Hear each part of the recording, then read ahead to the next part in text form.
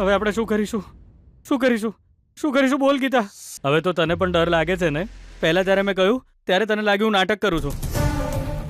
સાપ વાપ જેવું કંઈ જ નથી અહીંયા. હવે તો દેખાય છે ને? જોઈને ડર લાગે છે ને? શરીર થર થર ધ્રુજે છે ને? ડરના મારે હાલત ખરાબ થઈ ગઈ છે ને? હવે ખબર પડી ને તને? આ તો હું હતો કે બેડ પર પડી રહ્યો, બાકી તું તો કૂદી જાત. દોડીને બારીમાંથી કૂદી જાત. બારી ખોલી અને હવે બહાર જઈને બૂમો પાડજે. આ બધા તારા બાપના કારસ્તાન છે. એણે જ આપણને અહીં મરવા માટે છોડી દીધા છે, બહાર તાળું મારીને. હવે શું કરીશ? બૂમ પાડ, જોર જોરથી બૂમ પાડ. બોલાવ તારા બાપને અહીં આગળ અને દરવાજો ખોલવાનું કે, નહીં તો આપણે બચીશું નહીં. બહાર નીકળી ગયા પછી કોઈ મદારીને બોલાવીને આને પકડાવી દઈશું. જલ્દી બોલાવ. હવે બોલ, તું મારાથી દૂર જઈ શકીશ? આ કાળા નાગને તારા હાથમાં પકડી શકીશ? જો તું તારી હોશિયારી ના દેખાડતી હો, નહીં તો આપણા બંનેનો જીવ જશે. એ ગીતા, તું શું કરે છે? અરે શું કરી રહી છે તું? ઊભી રહે ત્યાં, બહુ ઝેરી છે, ના જઈશ. ગીતા પ્લીઝ. ના ગીતા, મારી વાત સાંભળ. ના, એ ડંક મારશે, તને ડંક મારશે, એ ઝેરી છે. એ જો ગીતા, પ્લીઝ એને અહીં નહીં લાવતી. જો પ્લીઝ આ સાપને બહાર છોડી દે પ્લીઝ. આ શું કરી રહી છે તું? તને ડર નથી લાગી રહ્યો કે? તું ફૂલવાળી છે કે સાપવાળી? કોઈ પણ પ્રાણીને નુકસાન પહોંચાડો તો જ એ તમારા પર અટેક કરે વિજય. કારણ વિના તો ખાલી માણસ જ ડંખ મારે છે. અને આમ પણ સાપનો દાંત કાઢેલો છે, એટલે જરૂર કોઈએ પ્લાન કરીને અંદર છોડ્યો છે. પોતાની જાતે અહીં કેવી રીતે આવે? આ તારી મમ્મીનો જ પ્લાન છે. પહેલા તું આને બહાર ફેંક. Geeta please, Geeta please. શું કરે છે તું? જો અહીં ના લાવતી એને બહાર ફેંક. રેવા દે ને પ્લીઝ, પ્લીઝ. પાસે ના લાવતી ગીતા પ્લીઝ. અહીં ના આવીશ, જતી રહે અહીંથી તું. પ્લીઝ આને લઈ જા અહીંથી. આને દૂર ફેંક ને. અરે આમ નો ભાગો, આવી ગયું, બસ 4 જ ડગલા બાકી છે. થાકી ગયું તો. અરે યાર, હું કેટલા દિવસથી જોગિંગ કર્યા કરું છું, પણ મારું વજન ઓછું થાતું જ નથી. કેવી રીતે ઓછું થાય રિંકુ? તું ઈમાનદારીથી જોગિંગ કરવાને બદલે વધારે ઈમાનદારીથી તો ભરી ભરીને ખાય છે. જાને હવે કઈ ન બોલ. હાવ ચકલી જેવું તો ખાઉં છું. પણ ચરબી શરીર માટે સારી નથી હોતી રિંકુ. ચરબી ખાલી જાડા લોકોમાં જ નથી હોતી, પાતળા લોકોમાં પણ હોય છે. એનું બેસ્ટ એક્ઝામ્પલ છે ને તારી ફ્રેન્ડ ગીતા છે. એટલે કાલે રાત્રે એની ચરબી ઉતરી ગઈ હશે. કઈ રીતે? એટલે ગઈકાલે એમની ફર્સ્ટ નાઈટ હતી, તમને ખબર જ નથી. બિચારી, ગઈકાલે એની બેન્ડ વાગી ગઈ છે. અમારો વિજય ગીતાને કેટલી વાર ઓન કરી ચૂક્યો છે, પણ ક્યારેય ટચ નથી કરી. પણ હવે ગીતાની જિંદગી બરબાદ કરી ચૂક્યો છે. આખરે ગીતાની જિંદગી બરબાદ થઈ જ ગઈ, સન્માન પણ ગયું. હવે તો ગીતાની એક પણ નહીં ચાલે. એ ઘરમાં એની હાલત કચરા જેવી થઈ જશે. હવે ગીતાને ઘરેથી ભગાડી મૂકવી સરળ થઈ જશે. એની જિંદગી ખતમ સમજ. ગીતા નામની ધૂળને હટાવી અમારો વિજય રોયલ રીતે લગ્ન કરશે ને સીધો ફોરેન જતો રહેશે. ગીતાને શું જરૂર હતી એમાં પડવાની? એક બહુ જૂની કહેવત છે, એ પણ આ સિચ્યુએશન પર પરફેક્ટ ફિટ બેસે છે. છરો તરબૂચ પર પડે કે તરબૂચ છરા પર પડે, કપાય તો તરબૂચ જ. અરે ગિરીશ, લાગે છે તું ગીતાને જાણતો જ નથી. જો તરબૂચ છરા પર પડી જાય તો ગીતા ક્યારેય ચિંતા નથી કરતી. એ સૌથી પહેલા એ છરાને જ તોડી નાખે છે અને પછી એ છરાને પોતાનાથી બહુ જ દૂર ફેંકી દે છે. જોખમ તમારા છોકરાને છે, એટલે તમારા વિજયને. પહેલા એને ગીતાથી બચીને રહેવાનું કયો. માણસે ક્યારેય ઓવર કોન્ફિડન્સમાં ના રહેવું જોઈએ. કોન્ફિડન્સનું નામ જ ગીતા છે, એટલે એ હંમેશા ઓવર જ રહેશે. બહુ જલ્દી હારની ખબર તમને મળી જશે. રાહ જોજો. પાક્કું આવશે, હારની ખબર આવશે જ, પણ વિજયના હારની. એને ધૂળ ચટાડીને જ રહેશે અમારી ગીતા. બેના, આ હું થઈ રહ્યું સર?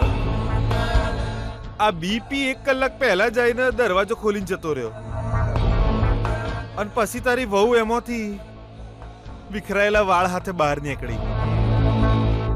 મારો ભોણો હજુ સુધી બહાર નહીં આવ્યો તો હજુ અંદર જ સર. ચોક લેલા અંદર ભોણા ન લેલા હા લેલા હા એનું નામ છે લેલા ચોક એના વિજયને ડંક તો નહીં માર્યો ને બેના જો એવું કંઈ પણ થયું હશે ને તો એ જ સાપને મંગાવીને હું તને ડંખ મરાવીશ ભઈલા. બચી જો મારી ઉંમર લોંબી છે જો હીરો આઈ ગયો પહેલા એની હાલત કેવી છે એ જોઈ લઈએ આપણે. હા હેડ જો લઈએ વિજય તને કોક થયું તો નહીં ને આર યુ ઓકે હારું છે ને મુને તારી મમ્મા તો આખી રાત હુતા જ નહીં હું થયું હશે અને તારું મોઢું બતાડ હારું છે હાપ નહીં આવ્યો એટલે સાપનો આઈડિયા તમારો હતો મામા. અલા વિજય એ તો મેં તારી સેફટી માટે કરેલું બેટા આ ગીતાને બીવડાવવા માટે. એ તો જરાય ડરી નહીં, પણ હું આખી રાત નથી સૂઈ શક્યો. મને સાપથી ડર લાગે છે, તમને ખબર નથી? ના બેટા મને ખબર નહોતી, એ તો તારી મમ્માએ કહ્યું ત્યારે મને ખબર પડી. સોરી છોડી દે. હવે સોરી કહી રહ્યા છો? સોરી બોલવાથી બધું ઠીક થશે? હું આખી રાત જાગતો રહ્યો મટકું માર્યા વગર. મારી હાલત ખબર છે? મારો જીવ તાળવે ચોંટી ગયો હતો. અને ગીતા એ તો આરામથી નસકોરા બોલાવતી હતી, ઊંઘી ગઈ. બહુ ડેરિંગ બાત છે. એટલે વિજય એને હાથથી ડર ના લાગ્યો? પણ મને તો લાગી રહ્યો હતો ને, મેં કહ્યું તો ખરા. પાગલોની જેમ એક ખૂણામાં ડરીને બેઠો હતો. આખી રાત ત્યાંથી હલ્યો નથી. મને એટલો ગુસ્સો આવી રહ્યો હતો ને કે તાર મમ્મીનું મોઢું જોઈ લે.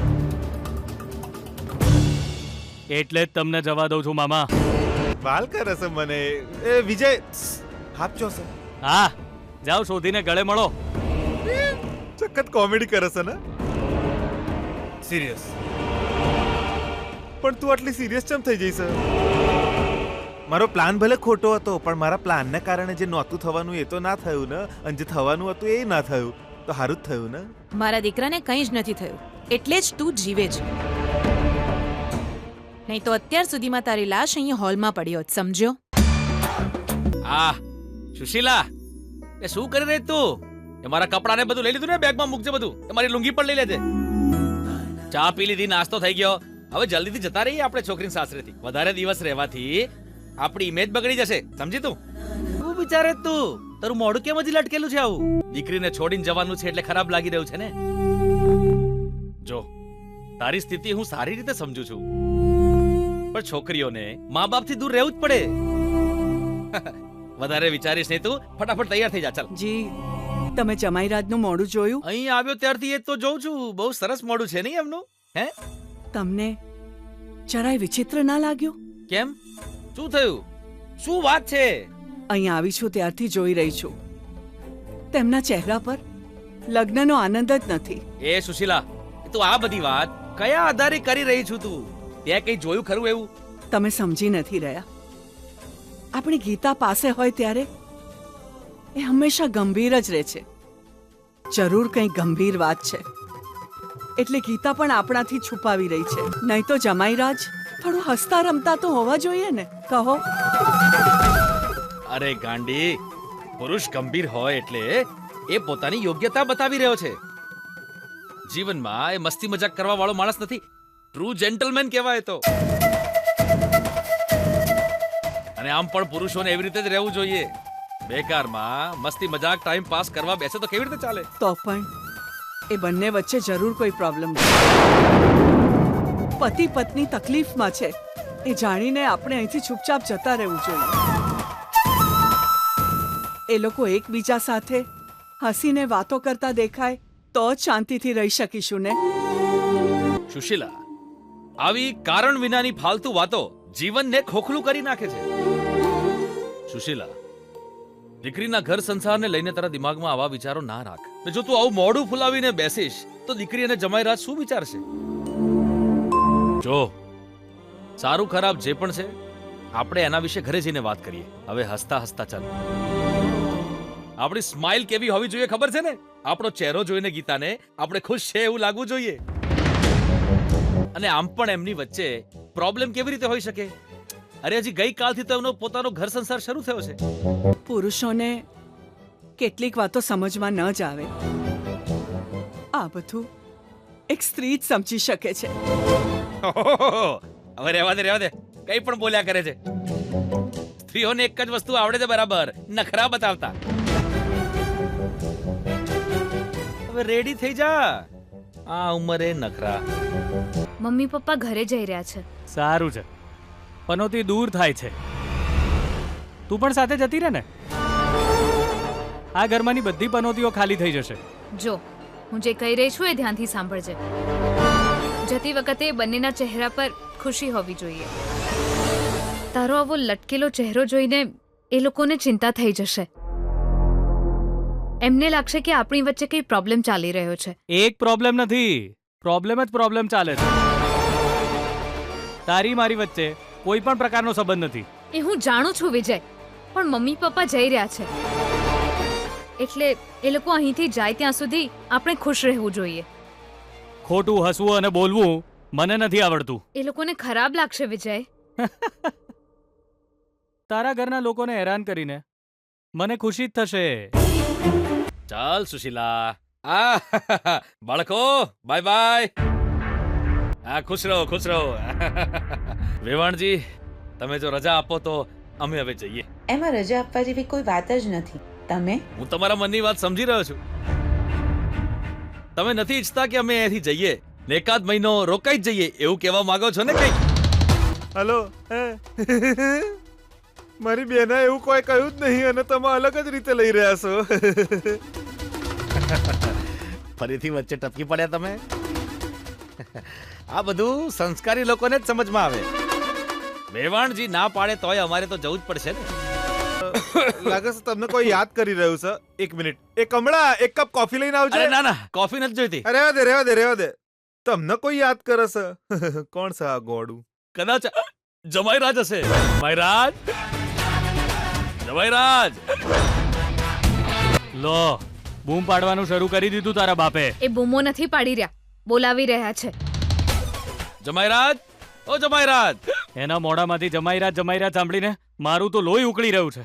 શરીરમાં આગ લાગે છે. જમાઈરાજ, જમાઈરાજ. શું કહેતી હતી? મારા હસવાથી તારા બાપને આનંદ થશે અને બૂમો પાડું તો? વિજય, હવે હું એમની શાંતિ છીનવી લેવાનો છું. ચાલ બતાવો. ના વિજય, એ બરાબર નથી. એ જ આપણી વચ્ચે બધું ઠીક નથી જાણીને એ તને પોતાની સાથે લઈ જશે. મારે જવું કે ના જવું એ આપણો બંને વચ્ચેની વાત છે વિજય. એમાં એમને વચ્ચે ના લાવીશ. પ્લીઝ એમની સાથે મિસબિહેવ ના કરીશ. એ તો કરીશ જ હું. તું શું બગાડી લઈશ મારું? જમાઈરાજ, જમાઈરાજ.